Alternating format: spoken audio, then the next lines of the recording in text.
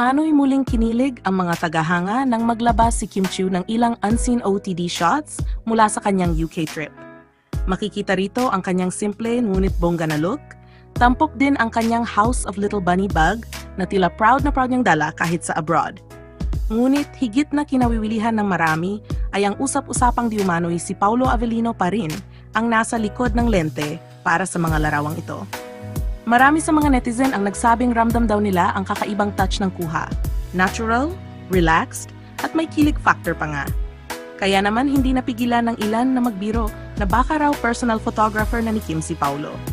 At kung totoo man ito, dagdag pa nila, nakakaaliw isipin na tumutulong si Paulo sa negosyo ni Kim sa kanyang sariling maliit ngunit espesyal na paraan. Para sa mga fans, simpleng larawan man o negosyo ang usapan, ang mahalaga ay nakikita nilang magkasama at magkasundo ang dalawa.